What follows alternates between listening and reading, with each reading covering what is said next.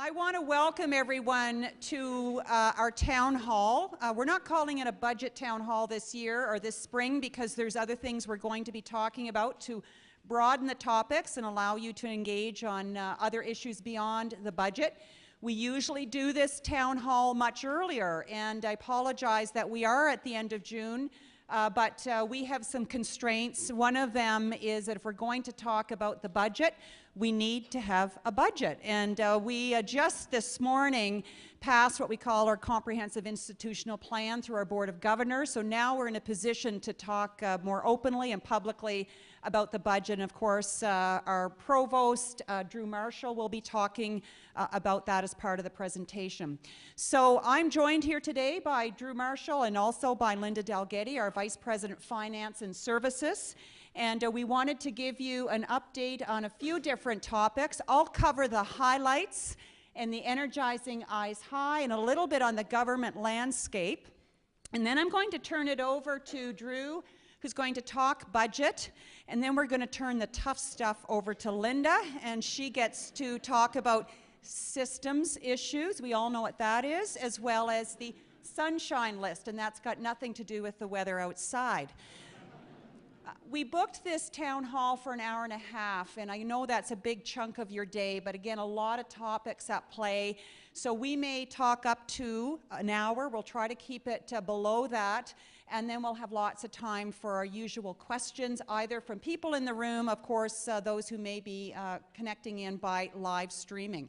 So let's get started. I want to start on a really high note. There have been some tremendous things that have happened on our campus and to our campus community members this past year. I think just at the end of April, when we had a celebration for our 50th anniversary, it was tremendous opportunity to celebrate a strong history. Of course, we became an autonomous institution in 1966. And we had not only our long-serving staff and faculty member recognition event, our You Make a Difference awards.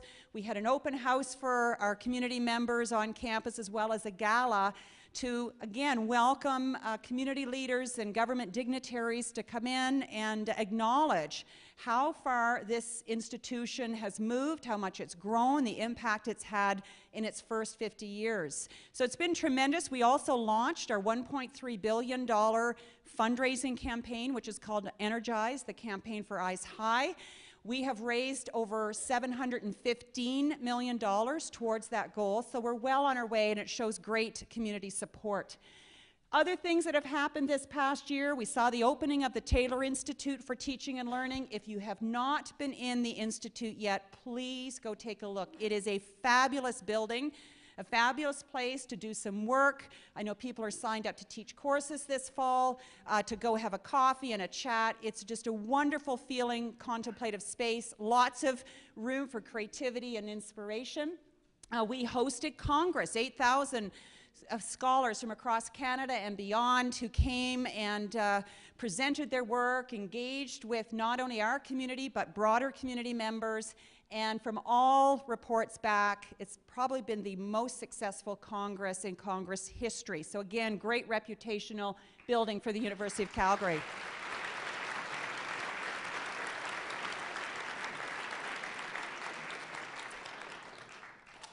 And I want to thank all of those who've been involved, including Bart Beatty, who just dedicated so much of his time and energy to that. Just finished convocation season. We had thousands cross the stage to get their degree, met lots of smiling faces, and that's why we're here as a university. It is to ensure that our students get a top quality education and are prepared for their life afterwards. That was followed up by our continuing education convocation, where we had over 800 students getting a certificate. We had our convocation in Doha, Qatar, where we have a nursing program, and we had almost 60 students graduating. And then just last weekend, we had a graduation dinner and powwow for all of our First Nations and Métis students who graduated this year. So again, wonderful way to top off the year. There have also been a few challenges. I think we've got about 350 of the Fort McMurray evacuees still on our campus. They're calling us home, At one point, we had over 1,400 evacuees. We were the largest evacuation site in the province. Largest in the province. Now, why is that? It is because of the quality of care and experience that evacuees were having at the University of Calgary. And again, a huge testament to our students, to our faculty, to our staff, who made sure that the kids were being looked after, that they were getting registered in local schools. The kids had lunches every day, working with Aramark, making sure their pets were looked after. We had 7 pets in our residences, including one gerbil that did not get lost. But this is the confidence that the Calgary Emergency Medical Management Agency, as well as the Alberta Agency, have in us, because they can depend on us. And I hate to say, we got lots of experience through the flood, and we've continued that on with the Fort McMurray fires and those who were evacuated. So again, hats off to those in the university who made all of them feel at home.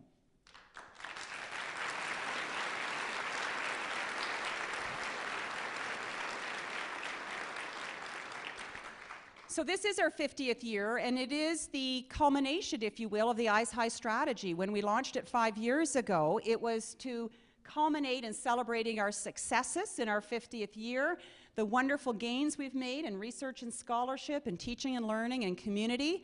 I won't spend a lot of time on that. We'll get back to that in the fall, but some wonderful stories to tell, and we've tracked our key performance indicators, and we're very, very well on the way.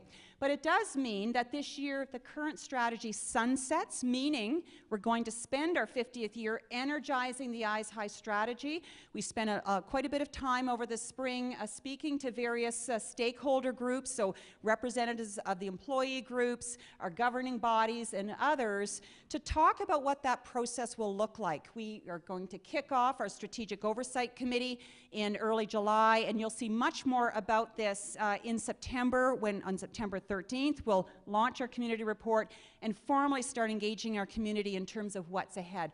The feedback we have received is keep going and doing what you're doing as a community, that we're on the right journey. Yes, there's always room for tweaking, but don't make major change. People are getting on board, they're understanding the direction, we're starting to see some impact. Let's keep going. So it's going to be quite an exciting year ahead. We're also provincially, of course, we have seen over the past year a lot of change. The faces are different, some of the issues are different, but I would say that we have done an excellent job engaging with our provincial counterparts, telling the University of Calgary's story. We're getting very positive feedback about the quality of work we're doing on our campus, and we've also felt very supported. This budget, and Drew will talk about the numbers, was very much in line with what was promised by the government last June, and certainly is very appreciated given the tough economic situation that we are in. We are also seeing support for our infrastructure. We've been making the case for the last year and a half about the University of Calgary needing new funding for infrastructure. The data shows very clearly we don't have enough physical space to take in the students who are demanding to come to the University of Calgary, and we're starting to see responses from government on that. Was very positive. So the provincial government's been active. There are some challenges in the innovation space where there have been some cuts, but Drew will talk about those as well. Federally, 2 key words when you're in Ottawa, again, a lot of change. Innovation and clean technology. So we're spending a lot of time, again, educating the new government on who the University of Calgary is. They love our energy, they love our dynamism, they love our direction and what we're trying to do, because it aligns very well with this federal government strategy. When they talk about clean technology, they talk about extracting natural resources, including fossil fuels, cleaner. Well, that's what we do. That's what our energy strategy is all about. It's reducing GHGs, it's reducing water, it's having an impact. So we have a lot of exciting things on the way. The government has launched a new science review to look at funding of the tri-councils, which we expect there will be increases, as well as a new innovation agenda, of which we're involved with as well. They say next federal budget, next spring, will be the innovation budget. So we want to be well prepared and, again, position not only our sector, but our institution for what lies ahead.